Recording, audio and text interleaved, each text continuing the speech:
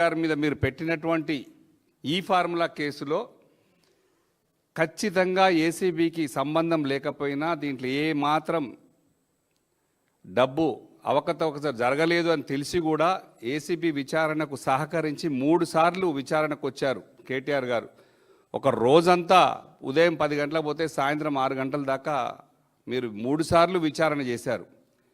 మీకు విచారణకు సహకరిస్తామని, మీరు లై డిటెక్టర్ టెస్టులు పెట్టుకున్నా సహకరిస్తామని మీరు కూడా ఎదురుగా కూర్చోండి ముఖ్యమంత్రి గారు, మీరు చెప్తున్న అబద్ధాలా నేను చెప్తున్న అబద్ధాలా, మీరు కూడా లై డిటెక్టర్కు ముందుకు రండి అని చెప్పేసి ఛాలెంజ్ విసిరి 3 సార్లు అటెండ్ అయిన తర్వాత కూడా ఏసీబీ తర్వాత కూడా ఆ కేసులో ఏమీ లేదు, ఇది ఒక లొట్టపీసు కేసు అని చెప్పేసి మా వర్కింగ్ ప్రెసిడెంట్ గారు తేల్చడం జరిగింది, చెప్పడం జరిగింది. కేసులోంచి ఎట్టి పరిస్థితుల్లో కేసులకు బీఆర్ఎస్ పార్టీ భయపడదు, ఖచ్చితంగా స్ట్రాంగ్గా నిలబడుతుంది. ఇవన్నీ కొత్త కాదు.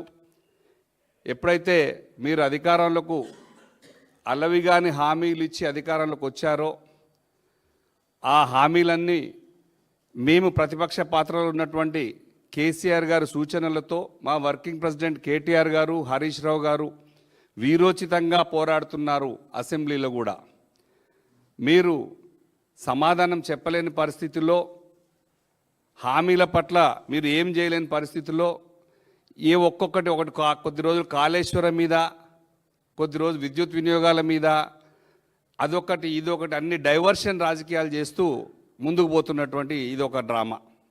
సరే, మొన్న అర్థమైపోయింది బీజేపీ వాళ్ళు మొత్తం మీకు ఎట్లా కోఆపరేట్ చేస్తున్నారో. మేము ఎన్నిసార్లు కూడా ఎలక్షన్ కమిషన్కు మా ఎంపీల బృందం కానీ మేము కానీ చాలాసార్లు ఇక్కడ ఎలక్షన్ కమిషన్కు చెప్పినాం, ఎన్నిసార్లు అప్లికేషన్లు ఇచ్చినాం, ఫిర్యాదులు చేసినాం, ఢిల్లీలో చేసినాం. ఏ ఒక్కటి కూడా కేసు రిజిస్టర్ చేయలేదు. అవుట్ రైట్గా బీ టీమ్ అయినటువంటి కాంగ్రెస్కి మీకు బీజేపీ పార్టీ సహకరించింది. అంటే దీన్ని ప్రజలు ఎలా చూడాలి, ఎలా అర్థం చేసుకోవాలంటే నేను ఒకటే విన్నవిస్తున్నాను ప్రజలకు కూడా ఈ మీడియా ద్వారా. ఈ రాష్ట్రంలో బీఆర్ఎస్ పార్టీ అత్యంత స్ట్రాంగ్గా ఉంది. కాంగ్రెస్ పార్టీని నిలువరించేది కేవలం బీఆర్ఎస్ పార్టీ అని తెలిసిపోయింది. దీన్ని మళ్ళొక్కసారి ఆపే ప్రయత్నమే నేషనల్ పార్టీలు ఇద్దరు కలిసి ప్రాంతీయ పార్టీలను చంపేసే ప్రోగ్రామే వాళ్ళ ఇద్దరు కలిసి ఆపరేట్ చేస్తుంటాయి అన్నీ. అక్కడ జరుగుతున్నటువంటి నిన్నగాక మొన్న జరిగిన బీహార్ ఎలక్షన్లో కూడా తేజస్వి యాదవ్ గారిని ఎలా చిదిమేశారు, ఏక్నాథ్ షిండేను, ఇంకా అనేక పార్టీలు, కర్ణాటకలో దేవగౌడ గారి పార్టీని కానీ చూసుకుంటే అనేక పార్టీలు, కాంగ్రెస్ పార్టీ అయినా బీజేపీ పార్టీ అయినా ప్రాంతీయ పార్టీలను ఉండనియొద్దు అనేది వాళ్ళ కోరిక. వాళ్ళు ఒకసారి కాకపోతే ఎప్పటికైనా కాంగ్రెస్ వస్తామని అనుకుంటారు. ఆ పార్టీని కూడా చిదిమేశారు. అందులో భాగంగానే నిన్న జూబ్లీహిల్స్లో 2వ స్థానంలో గట్టిగా ఉన్నటువంటి పోటీ ఇచ్చినటువంటి దాన్ని చూసిన తర్వాత ఇక బీజేపీ వాళ్ళు కాంగ్రెస్కు సపోర్ట్ చేయడం మొదలుపెట్టారు. గవర్నర్ గారు ఇచ్చారు, ఇవ్వనియండి, లీగల్గా న్యాయస్థానాలు ఉన్నాయి, న్యాయ పోరాటం చేస్తాం, దానికి ఎలాంటి భయం లేదు. కానీ మీరు ఆలోచించాలి, హైదరాబాద్కు ఒక మంచి క్రేజ్ తెచ్చారా లేదా?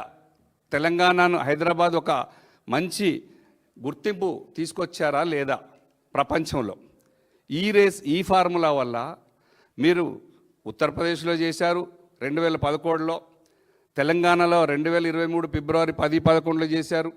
మేము చేసినటువంటి ఈ ఫార్ములాకి గౌరవనీయులు కేంద్ర మంత్రులు కిషన్ రెడ్డి గారు కూడా వచ్చారు, మరొక కేంద్ర మంత్రి అనురాగ్ ఠాకూర్ గారు కూడా వచ్చారు, ప్రధానమంత్రి గారు కూడా అప్రిషియేట్ చేశారు, మీ ప్రెసిడెంట్, మీ నాయకులైనటువంటి రాహుల్ గాంధీ గారు కూడా అప్రిషియేట్ చేయడం జరిగింది. నాకు రేస్ అంటే ఇష్టం, కార్ల రేస్ అంటే ఇష్టం అని, ఇది బాగా చేశారని వారు కూడా అభినందించడం జరిగింది.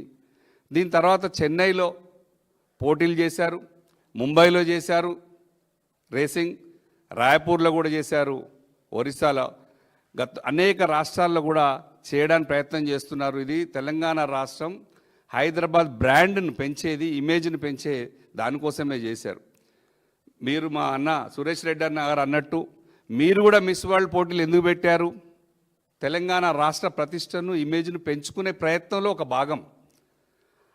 ఆ ప్రయత్నంలోనే మీరు మన రాష్ట్ర ప్రజలు మన వాళ్ళతో వాళ్ళ కాళ్ళు కూడా గడిగించడం జరిగింది.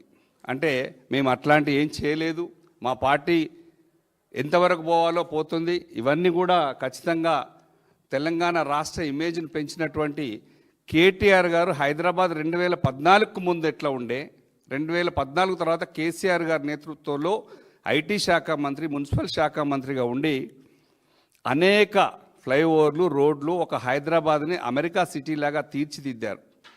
ఎక్కడి దానికోసమే ఈ ఫార్ములా రావాలంటే కూడా అత్యంత ఈజీగా వచ్చేది కూడా కాదు.